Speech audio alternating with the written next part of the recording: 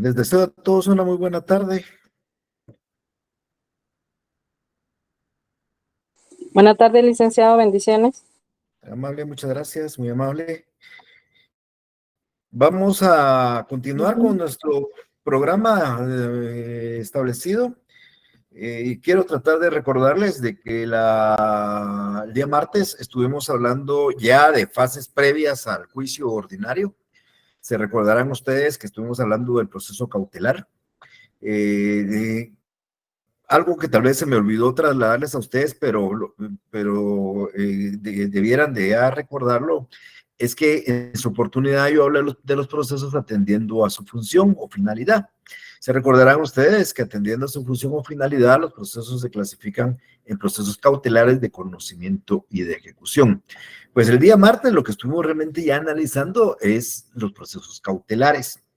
Explicamos que los procesos cautelares normalmente tienen dos funciones. Una función es preparar prueba para un proceso futuro y otra función es garantizar las resultas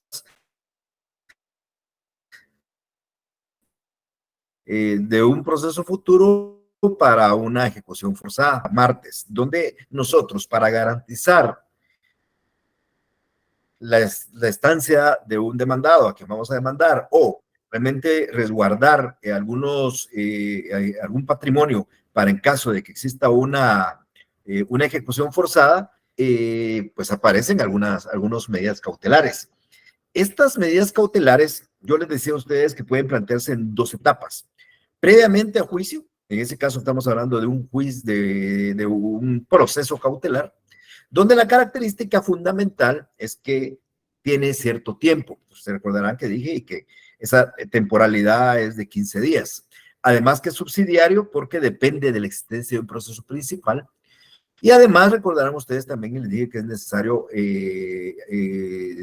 establecer una garantía, una fianza, hipoteca o prenda.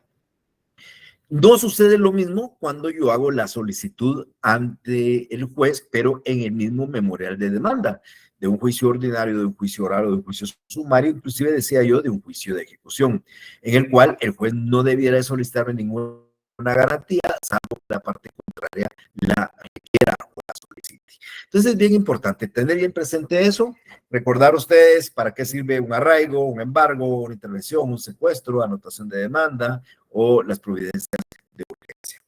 Hoy nos vamos a otra actividad que tiene relación con lo que habíamos platicado nosotros el día martes. Se refiere, lógicamente, a aspectos previos al proceso, principalmente a la preparación de pruebas. O sea, nosotros vamos a tratar de darles a conocer a ustedes ahora, a través de esto, que existe el mecanismo para preparar prueba para el futuro. Y de eso, por supuesto, me voy a estar refiriendo en la sesión del día de hoy y algunos aspectos importantes también que son fáciles de explicar y fáciles de entender, pero que es necesario que yo se los traslade a ustedes. Entonces, va a existir en algún momento dentro de su vida profesional, mis estimadas amigas y amigos, la necesidad, y realmente más que eso, pues casi la obligación, de tener prueba para el proceso que ustedes vayan a plantear. Quiero comentarles de que en el ámbito civil, la prueba la debe de generar, la debe de buscar, la debe promover, la debe de desarrollar en cierta forma las partes. Aquí no hay un ente investigador como en el ámbito penal que les encarga de todo ese tema de la investigación y de recabarla, sino son ustedes como abogados de las partes los que deben de recabar la prueba que crean ustedes que sea la idónea para corroborar, para demostrar lo que ustedes estén afirmando en el proceso. Esto es importante tenerlo y muchas veces si no contamos con ellos, lógicamente el proceso podría no tener éxito. O sea que nosotros muchas veces la idea es que tenemos que ir preparado con la documentación o con la prueba pertinente para que nuestro proceso o nuestra reclamación tenga un éxito. También existen ciertas diligencias que es importante a veces desarrollar, lógicamente pues inclusive para resolver previamente un proceso o para evitar un pleito futuro. Bueno, de eso vamos a hablar en algún momentito en esta clase del día de hoy. Entonces, vamos a estar hablando en esta clase del día de hoy de dos situaciones. Lo que vamos a conocer como las diligencias previas o preparatorias, que son ciertos actos procesales que podemos desarrollar para evitar juicios futuros o para dar por terminado a los que ya se hubieran iniciado. Y vamos a estar hablando también de las pruebas anticipadas, que era lo que yo les había adelantado el día martes, que lo que buscan es, valga la redundancia, preparar prueba para un proceso futuro. Lo que aquí he hablado y le hablé el día martes, recuérdense que no tenemos aún el juicio. El juicio que vamos a plantear, el que ya nos vamos a involucrar en la próxima sesión de clase, hablando ya del juicio ordinario, pero el juicio que nos vamos a involucrar en el futuro, ordinario, un oral, cualquier clase de juicio que hay.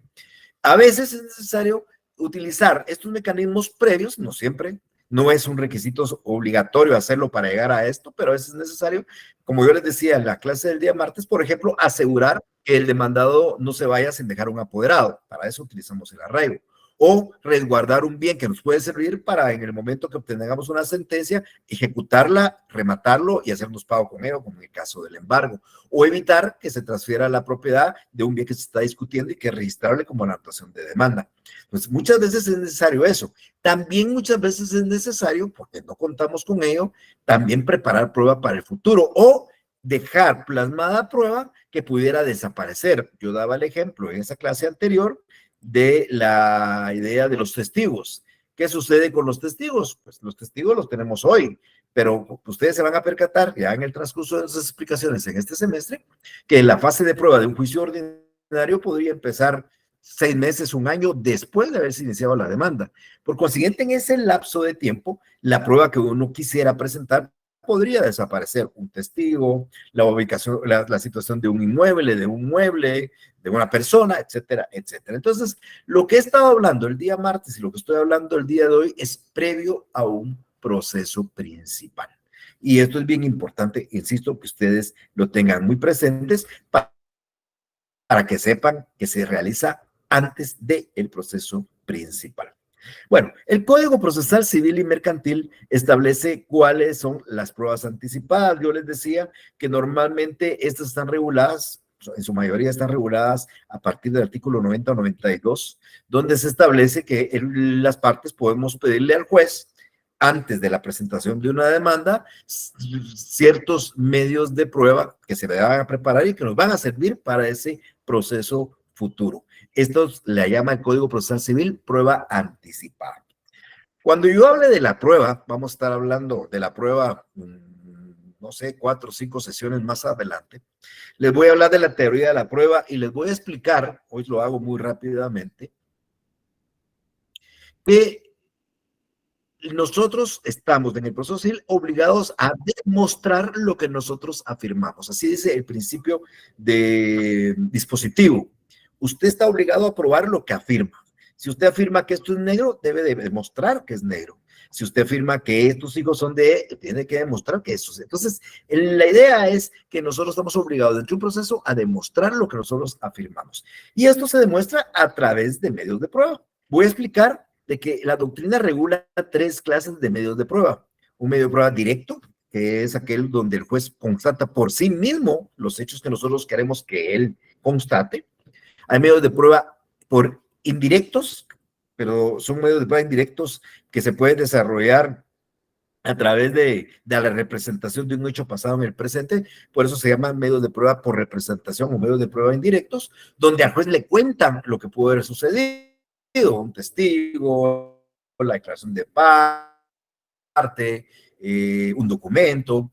Y vamos a hablar también de medio de prueba por inducción o deducción, donde el juez, sin tener un medio de prueba directo o indirecto, puede sacar una conclusión en virtud de otros hechos que se han probado. De aquí voy a hablar de las presunciones por un lado y la prueba de expertos por otro. Pero bien, les voy a explicar en su oportunidad realmente todo ese proceso de prueba. Yo no quiero que el día de hoy se me vayan a preocupar si hay algunas cosas que no captan, porque no vamos a profundizar de los medios de prueba, solo lo voy a generalizar como posibilidades de hacerlo antes del proceso principal. Ya cuando estemos en el proceso principal, ese es otro cantar, y vamos a hablar de los medios de prueba ya en forma más específica, en forma más concreta. Y les decía, igualmente, vamos a estar viendo algunas diligencias que tratan de evitar un conflicto o finalizar uno ya iniciado. Entonces, ya con ese orden de ideas, vamos a hablar que estas diligencias previas o preparatorias las vamos a clasificar en dos. Unas que sirven para evitar el conflicto y otras que sirven para obtener información para el futuro proceso. Las primeras son diligencias previas o preparatorias que evitan el juicio y las segundas son las que he mencionado yo como pruebas anticipadas. Insisto, las primeras sirven para evitar o dar por terminado un conflicto ya iniciado y las segundas lo que pretenden es preparar y obtener información que nos va a servir de prueba para el proceso que vayamos a plantear en el futuro. En relación a las primeras, estas, como decía hace unos segundos, tratan de evitar un conflicto o dar por terminado el proceso que ya fue iniciado. Aquí vamos a hablar de dos clases de diligencias previas o preparatorias muy rápidamente porque también las vamos a estar explicando cuando yo esté hablando ya en el proceso. Por un lado vamos a hablar de la conciliación y por otro lado de la consignación. ¿Qué es la conciliación? Pues no es ni más ni el mecanismo, ni más ni menos que el mecanismo de resolver un conflicto mediante llegar a un acuerdo entre las partes. Este proceso de conciliación se desarrolla en el juicio y se pone dentro del juicio y de hecho se desarrolla antes de que inicie ya el proceso en sí. Ya con la demanda planteada vamos a encontrar nosotros, por ejemplo, que en los juicios de conocimiento, el ordinario y el sumario, esta conciliación es un acto optativo. Lo que significa es que el juez puede ser que él de oficio convoque a una de las partes a una junta conciliatoria, o puede ser que alguna de las partes le pida al juez que convoque a una junta conciliatoria. O sea, ya iniciado el proceso, dentro del proceso podemos intentar llegar a un acuerdo.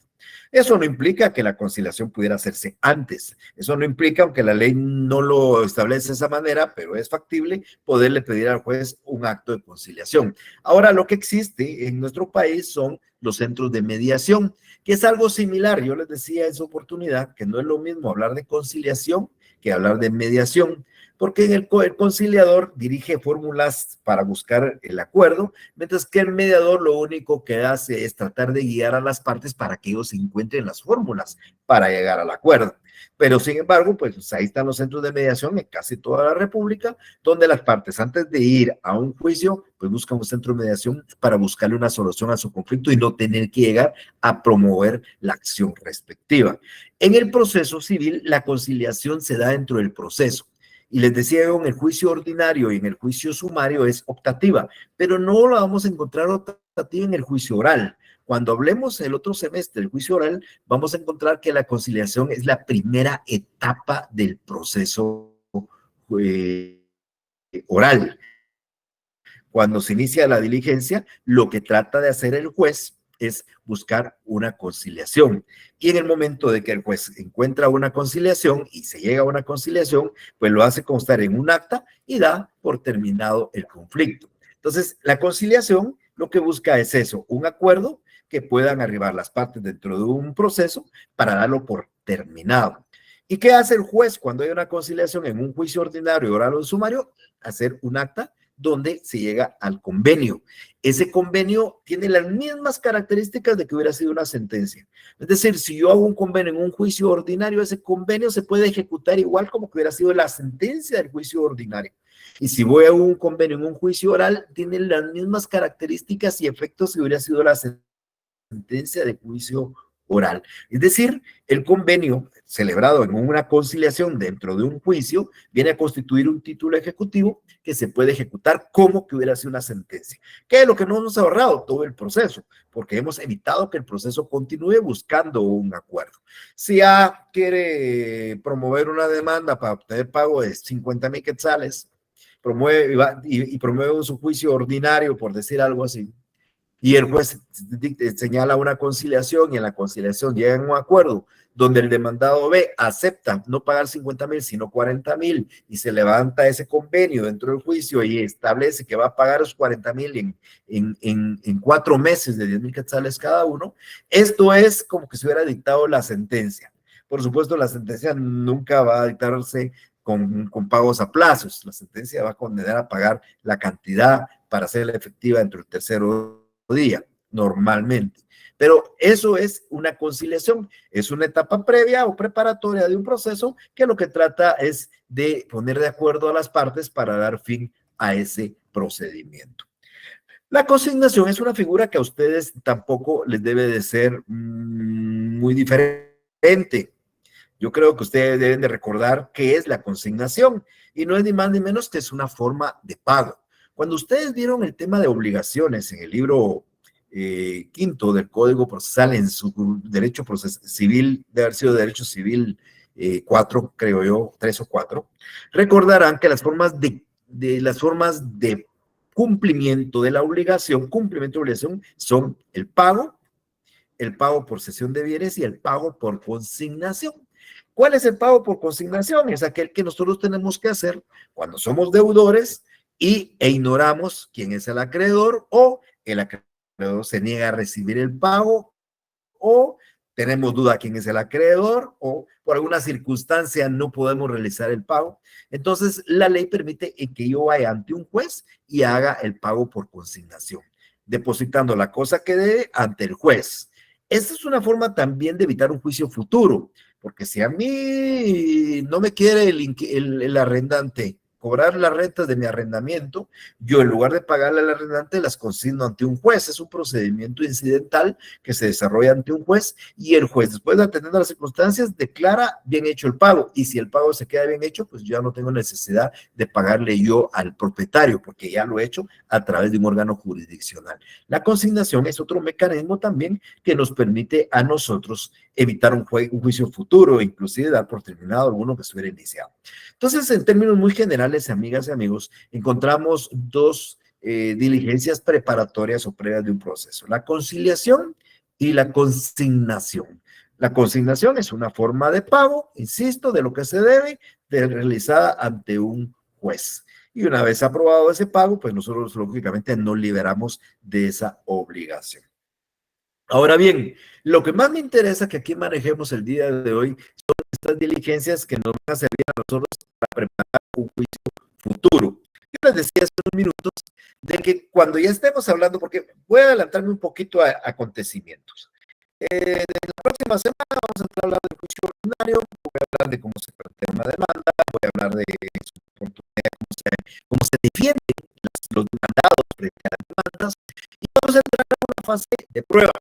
O sea, después de que la demanda se presenta, se le notifica al demandado y el demandado se defiende, entonces el juez, si hay hechos controvertidos, si A dice una cosa y B dice lo contrario y hay hechos controvertidos, entonces el juez debe de proceder a recibir prueba en un periodo en el juicio ordinario que es de 30 días. En estos 30 días, ustedes, estimadas amigas y amigos, están obligados, bajo un procedimiento ya establecido que yo voy a explicar, que hagamos el procedimiento probatorio, a incorporar su prueba legalmente al juicio. Una prueba que ustedes tuvieron que haber anunciado en su demanda y el demandado tuvo que haber anunciado en su contestación. Y esa prueba, normalmente les decía yo a ustedes, está dividida en 3 doctrinariamente. El Código Procesal Civil habla de 7 medios de prueba. Yo me estoy adelantando a los acontecimientos, como les decía, porque esto lo vamos a ver más profundamente cuando estemos hablando de la teoría de la prueba en el juicio ordinario. Pero les voy a explicar entonces que hay, por ejemplo, es una prueba directa por percepción, que es donde el juez va a constatar por sí mismo hechos que quiere uno que él constate por sí mismo, porque se puede pedir al juez que vaya a una casa y determine cuántas habitaciones tiene el inmueble, o que vaya a una finca y determine si efectivamente hubo alteración de los linderos. Lo puede hacer el juez llegando. Y esa es una prueba directa por percepción. Esto en el Código Procesal Civil se denomina reconocimiento judicial y está regulado en el artículo 126. Ahí encontramos los medios de prueba. Pero también encontramos medios de prueba, les decía a ustedes, indirectos por representación, donde al juez un hecho que pasó hace un año, un día, o hace un año, 3 años o 4 años, se le representa en el presente. ¿Cómo hago yo para representarle al juez, por ejemplo, cuando nació alguien? Pues con una prueba documental, donde hubo una certificación extendida por RENAP, le dice al juez que esta persona nació hace 15 años, 20 años, y que su papá es A y B, y que nació a tal hora y que nació en tal lugar. Eso lo dice una prueba documental, es una prueba por representación, un hecho pasado representado en el presente. Pero también esa prueba por representación se puede hacer a través de personas. Un testigo que le cuente al juez cuándo nació esa persona, porque él estuvo presente ahí, vio cuándo nació, qué día nació, etcétera, etcétera. O la misma confesión que puede prestar la persona a quien se le pregunta. Diga si es cierto que usted con fecha tal reconoció deberme cierta cantidad de dinero, y él dice sí. Entonces estamos retrotrayéndonos a un hecho pasado y se lo estamos contando al juez en el presente. Entonces hay pruebas que se desarrollan por documentos y prueba por personas. El Código Civil reconoce dentro de sus medios de prueba la prueba documental propiamente dicha, la prueba que se llama declaración de las partes, que es donde pedimos la confesión de la parte contraria, y la prueba de declaración de testigos, donde llamamos a terceros que le constan los hechos para que se presten a declarar. Incluyendo aquí, podemos también inmiscuir una prueba nueva en el código que se llama medios científicos de prueba. Y por último, hay una medio de prueba, conforme a la doctrina, que se llama medios de prueba por inducción o deducción, donde el juez no hay quien le cuente, ni él lo puede constatar por sí mismo, pero atendiendo a ciertas circunstancias, se puede sacar ciertas conclusiones. Me explico. Si al juez yo le pruebo algunas circunstancias, algunos indicios, de ahí puede salir que el juez pueda realizar, ya se me fue en este momentito, perdón de la palabra, ahorita me voy a recordar, una presunción. Entonces, basado en ciertos indicios que vamos a encontrar en el juicio, el juez puede hacer una presunción. Voy a explicar en su oportunidad qué son las presunciones, que se dividen en dos, que son legales y humanas, y lo van a aprender. Y también aquí al juez no le han contado nada, pero el juez infiere, conforme a ciertos hechos, insisto, ciertas presunciones.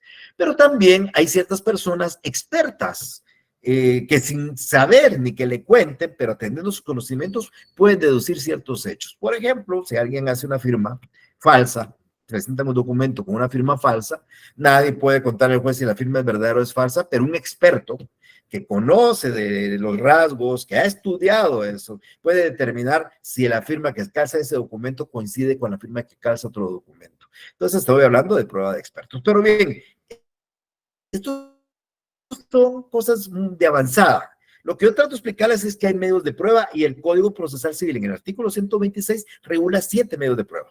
Los documentos, la declaración de parte, la declaración de testigo, los medios científicos de prueba, las presunciones, el reconocimiento judicial y el dictamen de expertos. Esos medios de prueba yo los voy a explicar detenidamente cuando hablemos de la teoría de la prueba. Pero antes de un juicio, yo puedo realizar ciertas pruebas anticipadas. ¿Con qué objeto? Preservar esa prueba para el futuro. Entonces, la ley nos regula en un número realmente clausus o abierto, pero nos va identificando los medios de prueba que estoy presentando en la filmina. Por ejemplo, podemos pedir declaración jurada sobre hechos personales y reconocimiento de documentos antes de ir a un juicio. Podemos pedir la exhibición de un documento. Podemos pedir la exhibición de un libro de contabilidad. Podemos pedir la exhibición de bienes muebles y semovientes. Esas son pruebas anticipadas. Podemos pedir un reconocimiento judicial, que es lo que yo les decía, con una prueba de expertos, una prueba pericial, una declaración de testigos y otras pruebas anticipadas que a juicio del juez pudieran desarrollarse. Entonces, yo voy a explicar hoy para qué sirve cada uno de estos medios de prueba anticipados. O sea, esto es con el objeto de preparar esta prueba para el juicio ordinario, oral, sumario o de ejecución que yo voy a plantear en su oportunidad. Entonces, tratemos de explicar detenidamente. Primero viene una que se llama declaración jurada sobre hechos personales. Esta diligencia se le conoce con el nombre de deposiciones. No es ni más ni menos, perdone que haga un paréntesis, no voy a explicar muy de fondo cómo se desarrolla esto porque lo voy a hablar en su oportunidad cuando hablemos del juicio ordinario, pero es importante. Esta prueba es para recabar la confesión de la parte que vayamos a demandar. Yo quiero demandar al señor fulano de tal en el futuro, pero puedo pedir que comparezca ante un juez a prestar una declaración jurada sobre hechos personales y a reconocer documentos. Entonces, normalmente, ¿qué se hace? Se le dirige un interrogatorio. Normalmente, lo que hay que hacer, eso insisto, van a ir aprendiendo ustedes, es que tenemos que hacer una solicitud al juez, tenemos que presentarle un interrogatorio. Las preguntas deben de cumplir ciertos requisitos que oportunamente yo les voy a explicar, porque si no aquí nos atrasamos solo hablando de eso, pero yo voy a hablar cuando hablemos de esa prueba. En una sola clase vamos a tener la prueba de declaración de parte y yo les voy a explicar cómo hay que preguntar, porque no se puede preguntar, por ejemplo, diga usted cuánto gana, diga usted dónde trabaja, diga si es cierto que usted está contento de vivir con su esposa, diga si es cierto que no, hay que cumplir ciertos requisitos. La pregunta es afirmativo, un solo hecho, hechos personales, hechos controvertidos, que oportunamente voy a explicar. Pero ese interrogatorio que lleva las preguntas va introducido en un sobre que nosotros llamamos plica. Y eso se presenta en la solicitud y el juez cita la parte y después de un juramento le hace las preguntas. Él está bajo juramento. Y entonces esta parte pues puede que confiese en esa declaración y esa confesión nos va a servir a nosotros para el juicio futuro.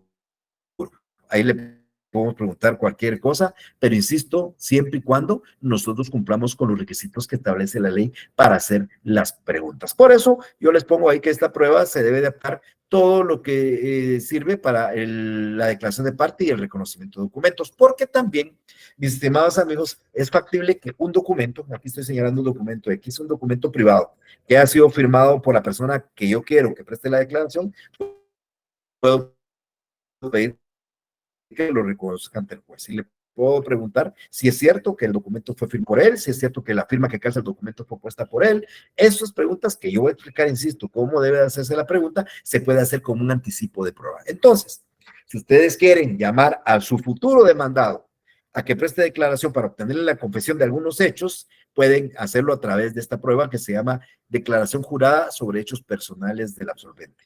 Y si es reconocimiento de documentos, también, pues incluyen también el reconocimiento de documentos. Algo que también es importante recalcar por si está pasando en la mente de ustedes. Esto no es igual que las medidas cautelares que tienen una temporalidad. Recuerden que ustedes piden el arraigo, les dan el arraigo y tienen 15 días para plantear la demanda. Aquí no hay temporalidad. La prueba que ustedes reciben hoy les puede servir para dentro de un mes, dentro de 2 meses, dentro de 6 meses que ustedes preparen y presenten su demanda. Claro, si la demanda la presentan dentro de 5 años, de repente ya caducó la acción o ya prescribió el derecho, pero eso es una cosa muy distinta. La prueba no tiene temporalidad. Esta prueba anticipada no tiene ninguna temporalidad. Esta prueba anticipada la van a encontrar ustedes en el artículo 98 y dice así: para preparar el juicio pueden las partes pedirse recíprocamente declaración jurada sobre hechos personales conducente lo mismo que el reconocimiento de documentos. Entonces, para preparar un juicio, ustedes llaman a alguien a prestar declaración. ¿Cómo se hace todo esto? Lo vamos a explicar cuando esté hablando yo ya en la teoría de la prueba en su oportunidad. Otra de las pruebas anticipadas es la exhibición de documentos. Normalmente los documentos lo puede tener la parte contraria. Es decir, yo quiero que se un recibo que yo le dé a la parte contraria. Yo no tengo el recibo, la parte contraria es la que tiene el recibo. Y entonces puedo pedir la exhibición de ese documento. En esto, igual, también voy a estar explicando en su oportunidad esto, pero en esta exhibición de documentos es importante que nosotros indiquemos qué contiene el documento. O sea, le vamos a decir al juez, mire, el documento que queremos su exhibición contiene tales cosas, porque la idea es que la parte lo exhiba y si no lo exhiba, el juez va a tener por cierto lo que luego diga que contiene el documento. Entonces, esta prueba también es importante. Quiero indicar algo. Como acá es fundamental probar que el documento lo tiene la parte contraria a quien le pido su exhibición, el trámite de esta exhibición es por la vía de los incidentes. O sea, cuando yo presento la solicitud, le van a dar audiencia a la otra parte. Si la otra parte niega que tenga el documento, van a abrir a prueba por 8 días para probar que él tiene el documento. Y si logro probar, el juez le va a ordenar que lo exhiba. Entonces, el trámite es incidental para demostrar, para que yo demuestre que la otra parte tiene el documento, porque el juez no va a creer solo porque yo le diga que la otra parte tiene el documento. Entonces, de esa manera funciona esa exhibición de documentos como una prueba anticipada. Igualmente podemos pedir exhibición de libros de contabilidad. Yo no soy perito contador, creo que muchos de ustedes sí, pero ustedes saben que los comerciantes están obligados a llevar 5 libros de contabilidad, que el libro de diario, que el de mayor, que el de balances. Algunas cosas me recuerdo más o menos que vi cuando yo estudié el bachillerato. Pues también se puede ver la exhibición de esos libros de contabilidad. Esta exhibición de libros de contabilidad, pues porque yo quiero establecer ciertos hechos que aparecen en los libros de contabilidad del comerciante a quien yo voy a demandar en su oportunidad. Acá sí no es necesaria la exhibición, perdón, el trámite incidental. Y no es necesario el trámite incidental porque es por ley que el comerciante tiene que tener libros de contabilidad. Entonces, si yo demuestro que voy a demandar a un comerciante, él tiene que tener libros de contabilidad. Entonces, aquí el juez le va a pedir su exhibición y va a establecer un mecanismo para que un experto o alguien llegue a realizar la exhibición, a revisar los libros para determinar ciertos puntos que yo quiero que se hagan. Pero aquí lo que quiero explicarles es, ¿quieren ustedes demandar a un comerciante y quieren tener una prueba que está establecida en sus libros de contabilidad? Pueden pedir su exhibición antes del juicio a través del trámite de la exhibición. Igualmente, también encontramos otra prueba anticipada que se denomina exhibición de bienes muebles y semovientes. Ustedes ya saben también, y eso no tengo que explicar, cuál es la diferencia entre un bien mueble y un bien inmueble. Bueno, entonces aquí lo que vamos a ver es exhibición de bienes muebles, no inmuebles. Y semovientes, pues ustedes también saben a qué me estoy refiriendo, ¿verdad? Las reses, los caballos, los toros, reses, si quieren, son seres o animales que normalmente son seres vivos, se movilizan, semovientes, y entonces acá normalmente esto se aplica cuando alguien tiene el depósito de esos bienes y esos muebles, y yo quiero que los exhiba. Sucede que alguien ha sido nombrado depositario de un automóvil, pero no lo he visto si el automóvil está bien o no está bien, y yo voy a plantear la demanda, pero puede ser que el automóvil ya no exista, entonces yo puedo plantear como una prueba anticipada también la exhibición de bienes muebles y semovientes. Igual a esta diligencia de exhibición de bienes muebles y semovientes se le aplica lo que he expresado yo en relación al trámite incidental, porque también tenemos que probar que la otra parte tiene el bien mueble o el bien semoviente. Entonces, tanto la exhibición de bienes muebles y semovientes como la exhibición de documentos se deben de tramitar en la vía incidental para probar que la parte a la que le estamos pidiendo su exhibición la tiene en su poder. Tengan muy presente esto, porque eso puede ser motivo de una pregunta en el examen parcial o final. Luego tenemos una prueba importantísima. Para mí esta prueba de reconocimiento judicial es muy importante porque es el mecanismo donde el juez por sí mismo constata un hecho que va a servir para el juicio. Recuerdo, esto es un caso real de una clienta que un día vino a mi oficina y me explicó que ella dejó su carro parqueado en una avenida de la zona 5 y de repente cuando salió el carro estaba completamente destruido. Le contaron a ella, personas que vieron que venía un carro a alta velocidad, alguien se atravesó, el carro fue a estrellarse frente al carro de ella, pero el carro se detuvo. Ella encontró su carro destruido. Ella vino aquí conmigo un año después de ese hecho de tránsito, preocupada porque quería plantear una demanda que no se había planteado, pero el problema es que su carro estaba tirado. Entonces, yo voy a plantear una demanda de daños, mientras investigo quién fue el autor de los daños y todo lo demás, voy a preparar una demanda, pero el vehículo, yo puedo pedirle al juez que haga un reconocimiento judicial para que el juez constate cuáles fueron los daños del vehículo. Y entonces puedo pedirle al juez que vaya él y haga una verificación estableciendo a través de sus sentidos cuáles. Yo le voy a pedir que constate si efectivamente se le rompió el windshield, si tiene golpes en el capó, si tiene llantas destruidas, y el juez va a ir a revisar el vehículo, va a levantar el acta de reconocimiento judicial, la va a plasmar en la prueba anticipada, y yo ya voy a poder mandar a arreglar el vehículo porque lo que él ya constató es lo que me va a servir a mí para el juicio futuro. Un árbol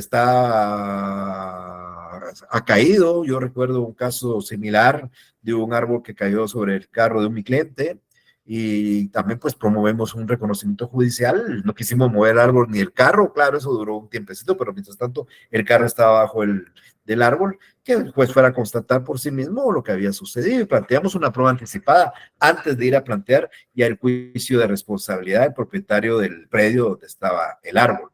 Entonces, eso es, ahora, el juez no es un todólogo, o sea, el juez no es una persona que conozca de 100% de todo, él sabe de leyes, pero el juez, por ejemplo, no puede establecer si el árbol que se cayó es un nogal, es un ciprés, es un cedro, y a mí me interesa eso.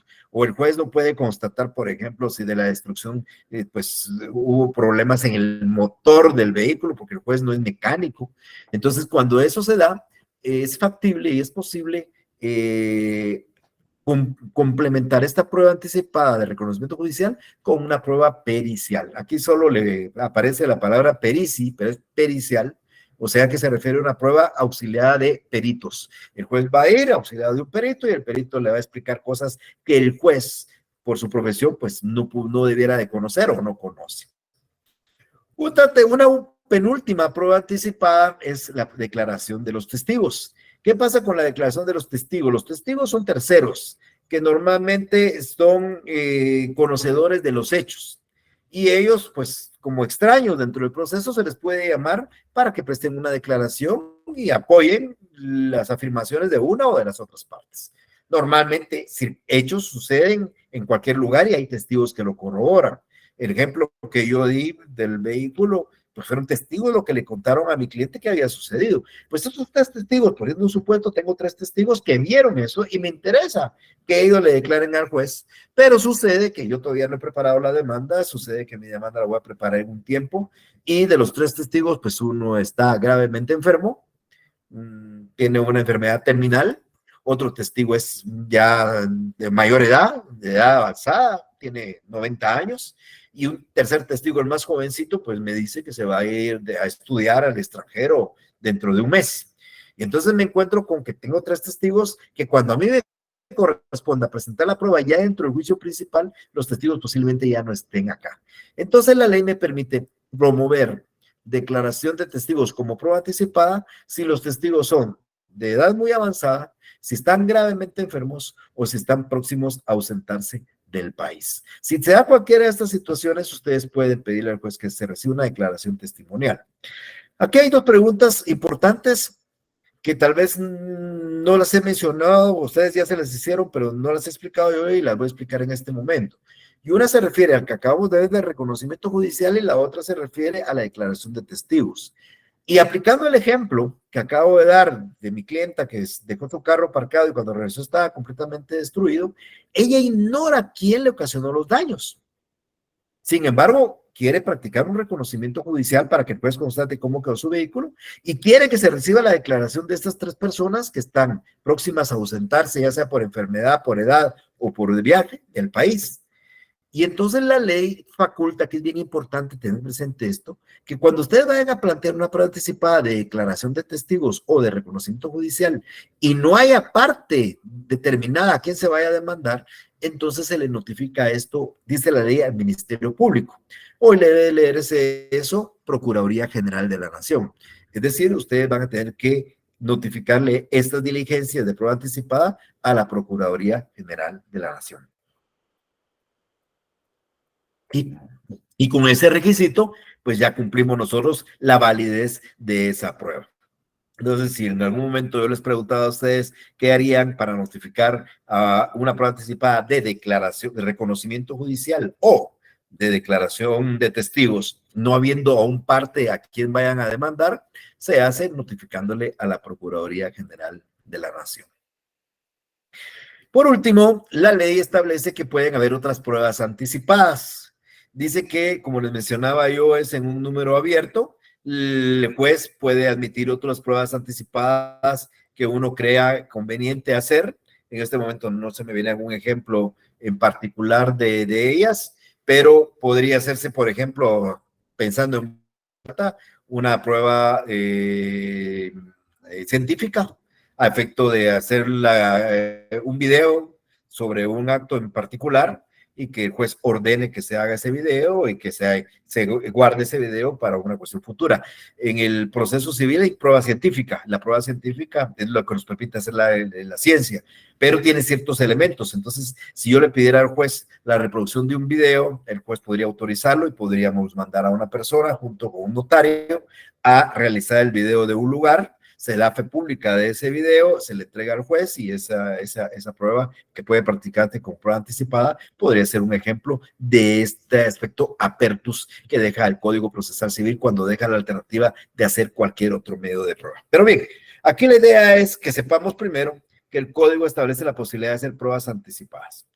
¿Cuáles? Pues ya nos hablaron de una declaración jurada sobre hechos personales, que no es ni más ni menos que llamar a la parte que vamos a demandar para que jure, bajo juramento, preste declaración conforme a un interrogatorio o reconozca documentos.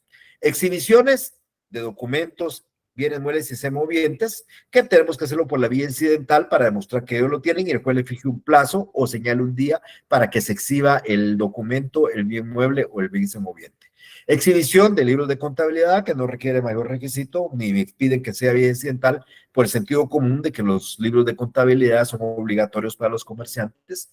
Un reconocimiento judicial, que es una prueba bien importante, ustedes la van a ver su importancia cuando ya hablemos de ella en el juicio ordinario y en la cual pues el juez va a ir a constatar por sí mismo ciertos hechos que me interesan. Como el juez no es un todólogo, puede en algún momento auxiliarse de un perito para que el perito le explique algunas cosas que no son de alcance del juez, pero sí del perito.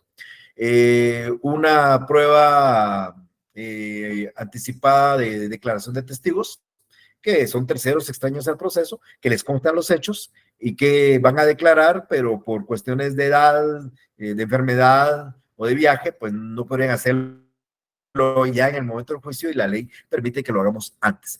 Oportunamente yo voy a explicar cómo. Y la ley habla exactamente de otros medios de prueba. Yo les pido, por favor, si bien es cierto, ahorita no les expliqué, por ejemplo, cómo se presenta una pregunta para un testigo, cuáles son los requisitos de una pregunta para un testigo, quiénes pueden ser testigos, quiénes no pueden ser testigos, o en la declaración de parte, cómo se formula una pregunta de declaración de parte, qué requisitos hay que cumplir, cómo se presenta la plica. Eso no se va a preocupar porque eso va a ser materia cuando hablemos ya de la prueba en particular. Esa prueba, cuando yo esté hablando ya de la teoría de la prueba, voy a explicar los temas eminentemente teóricos y después me voy a ir a la práctica tratando de explicarles a ustedes cómo se formula una petición para proponer una prueba de declaración de parte, declaración de testigos, medios científicos de prueba, presunciones, reconocimiento judicial, dictamen de expertos, que son las que vamos a estar analizando ya cuando, insisto, estemos hablando del juicio ordinario. Pero bien, eso es el tema del día de hoy. Muy rápidamente, es la idea de diligencias previas preparatorias o pruebas anticipadas que podemos promover antes de un juicio de conocimiento para preparar la prueba del juicio de conocimiento o para evitar un juicio futuro. En el caso de las diligencias previas que se evitan un proceso o dan por terminado uno, encontramos la conciliación y la consignación. Y en el caso de las pruebas anticipadas, pues las acabo de enumerar para que tengamos una idea de en qué consisten y para qué sirven. Entonces, pues vamos ya a la etapa de preguntas y respuestas para lo que ustedes quieran, si hay alguna duda sobre este tema o puede ser de cualquier otro tema que a ustedes les interese conocer. Así que los dejo en uso de las palabras. Carla, por favor. Buenas tardes, licenciado. De la declaración de testigos, usted mencionaba que es la finalidad de recibir la declaración de terceros extraños, por avanzada edad, por enfermedad o porque se va a ausentar del país. Pero quisiera que me volviera a explicarnos, no escuché bien, cómo es que se solicita o cómo se realiza o cómo procede. Bueno, mire, Carla, les decía yo que no voy a profundizar en esto porque cuando en el curso actual de Procesal Civil 1, el tema importante y medular, el núcleo de este tema, de este semestre, es el juicio ordinario. El juicio ordinario es el prototipo de los juicios. Usted va a saber todo el juicio ordinario, desde cómo presentar una demanda, que voy a explicar cuáles son los requisitos de una demanda, cómo defenderse de esa demanda, qué actitudes toma el demandado frente a la demanda, cómo las toma, cómo se hace, la fase de desarrollo del debate o de la prueba, cómo usted ofrece una prueba, usted cómo la propone y el juez cómo la diligencia. Y después la fase de los alegatos y la decisión final de la sentencia. Esto es previo a ello. Lo que no quiero yo es tratar de explicar algunas cosas, por eso les decía, por ejemplo, en la declaración de testigos, adelantándome a los acontecimientos, puede ser testigo cualquier persona mayor de 16 años. La declaración de testigos debe desarrollarse en un solo acto. En la declaración no pueden ser testigos, por ejemplo, los parientes, salvo que el juicio fuera un asunto de familia o salvo que las partes pusieran de acuerdo. Tienen tachas para ser testigos los dependientes, los deudores, los acreedores, los amigos íntimos, los enemigos, etcétera, etcétera.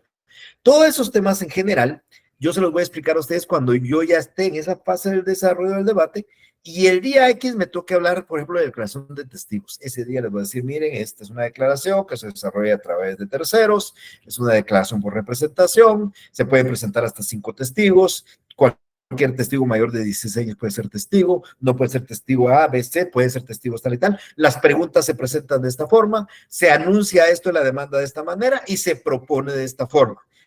Así se lo voy a tratar de explicar. Yo para no confundirles, en este momento, los mismos requisitos que yo voy a explicar allá son los que cuando ustedes ya manejen allá tendrán que utilizarlo para hacer una prueba anticipada. Voy explicándolo de otra manera, tal vez un poquito más amplia. Y no es porque no esté evadiendo explicarlo, lo que pasa es que no quisiera redundar 2 veces con un tema cuando lo vamos a profundizar de lleno solo en ese sentido, pero pensemos en la declaración jurada sobre hechos personales. O hablemos de los testigos que Carla me preguntó. ¿Cómo yo presento una declaración de testigos como prueba anticipada? Pues hago un primer escrito. Yo siempre que presento a un tribunal, la primera vez hago un primer escrito, tengo que cumplir ciertos requisitos en un primer escrito, y el tribunal le asigna un número. Puede ser el juicio ordinario 1-2023, el juicio sumario 2-2023, el juicio oral 3-2023, la prueba anticipada 4-2023, el proceso cautelar de arraigo número 5-2023. Entonces, le asignamos un número porque yo estoy haciendo una primera solicitud. Y en la primera solicitud debo seguir ciertos requisitos que yo voy a explicar cuando hablemos de la demanda. Y entonces ahí yo propongo los testigos. La ley dice que puede ser un máximo de 5 por hecho controvertido. Entonces voy a proponer 3 testigos como prueba anticipada y le voy a decir al juez que yo estoy por prepararle un juicio en contra del señor fulano de tal, a quien debo notificar porque sí sé quién es, y por consiguiente quiero que se reciba como anticipo de prueba, como prueba anticipada la declaración de los testigos A, B y C. Las razones: A, es una persona de edad avanzada, tiene 90 años, B, es una persona gravemente enferma, con una enfermedad terminal, y C, es un joven que piensa viajar a los Estados Unidos. Por consiguiente, le pido al juez, y el juez, si yo cumplo los requisitos de un primer escrito, como voy a explicarlo con la demanda, le va a dar el trámite y va a señalar un día y una hora determinada para la realización de la declaración de los testigos. Ese día van a llegar los 3 testigos, voy a estar yo y el futuro demandado, si quiere llegar, también va a estar ahí presente, cada uno con sus abogados. El juez va a separar a los testigos, todo eso lo voy a explicar cuando hablemos de los testigos. El juez va a separar a los testigos para que no se comuniquen entre sí y va a comenzar a hacer la declaración de uno por uno. Las preguntas, yo ya las tuve que haber presentado con mi solicitud, va un pliego de preguntas abiertas que la otra parte ya conoce. Y pregunta, por ejemplo, diga la edad del testigo, diga si tiene un parentesco, diga el testigo que le conste tal cosa, diga el testigo, ahí van todas las preguntas, la otra parte ya las conoce, y el juez juramenta al testigo y le comienza a preguntar, conforme al interrogatorio que le presentó el solicitante. Terminado esto, si el juez estima que es necesario que, o le pregunta a quien está formulando las preguntas al testigo, si tiene otras preguntas, yo puedo dirigir otras preguntas. Y una vez termino yo, entonces le pregunta a la parte contraria si tiene repreguntas. ¿Para qué le repregunta al testigo? Porque la otra parte, la idea es tratar de confundir al testigo o hacerlo caer en alguna evidencia. Y una vez se termina esto, pues firma el testigo, se retira. Llaman al siguiente testigo, otra vez el mismo procedimiento, se retira, llaman al tercer testigo porque no pueden reunirse y cuando ya terminan suscriben todos el acta y ya tienen el acta. El memorial que dice la solicitud, donde acompañaba las preguntas, más las notificaciones, más el acta donde se desarrolló, es un expediente que se llama prueba anticipada de declaración de testigos con un número. Yo pido certificación de todo ese expediente. Pido la certificación, me da la certificación y yo ya tengo mi prueba para acompañarla a la demanda futura. Yo les digo, esto que acabo de explicar, voy a explicarlo más profundamente cuando yo ya hable de la declaración de los testigos ya como prueba dentro del juicio ordinario. No sé si le queda más o menos claro, Carlos. Sí, licenciado, muchas gracias. A usted. Rosita, por favor. Licenciado, entonces podríamos decir que se le denomina también prueba anticipada a todos los documentos que se adjuntan en el escrito inicial. No, Rosita, no. Si yo presento documentos en un juicio ordinario, en la demanda de un juicio ordinario, eso es prueba documental. ¿Cuál es la prueba anticipada de documentos? La exhibición. Cuando yo quiero exhibir, yo voy a presentar una demanda dentro de un mes. El único documento que yo no tengo en mis manos es uno que tiene la parte contraria. Él tiene un documento que a mí me interesa, pero yo no lo tengo, lo tiene él. Y entonces yo, mientras no ha hecho la de la demanda, necesito contar con ese documento, o por lo menos que el juez sepa qué contenía ese documento. Entonces yo hago una prueba anticipada de exhibición de documento, como expliqué. Entonces le pido la exhibición, le demuestro al juez que la parte tenía el documento, el juez le fija un plazo o le señala un día, la parte llega y exhibe el documento, el juez lo incorpora en el expediente, yo saco certificación y yo ya llevo el documento que la otra parte presentó a la demanda que voy a hacer. La otra parte no se presenta, no presenta el documento y yo ya le dije al juez que contenía el documento y entonces el juez va a decir, en virtud de que no se presentó el documento, se tiene por cierto que el documento contenía A, B, C, D extremos. Entonces yo no tendré el documento físico, pero ya tendré la prueba anticipada donde se establece qué contenía el documento y eso me va a servir para acompañarlo en mi demanda que presente oportunamente. Usted cuando presenta una demanda ordinaria, oral, cualquier demanda de conocimiento, una demanda de ejecución, usted normalmente está basado en prueba documental, porque la prueba que representa hechos pasados, la mayoría de veces. Esa prueba documental usted siempre debe de acompañarla dentro de su memorial inicial y debe de individualizarla al momento de ofrecerla como prueba dentro del escrito, indicando cada medio de prueba documental que usted acompaña. Eso no se llama prueba anticipada, eso ya es prueba documental, por lo menos ofrecimiento de la prueba documental. Muchas gracias por la aclaración, licenciado. A usted, Rosita. ¿Alguien más? Bueno, entonces dejémoslo acá y nos vamos a ver el próximo martes. Creo que nos va a corresponder hablar, déjenme ver una vez porque así de una vez nos preparamos. Vamos a hablar el próximo martes sobre...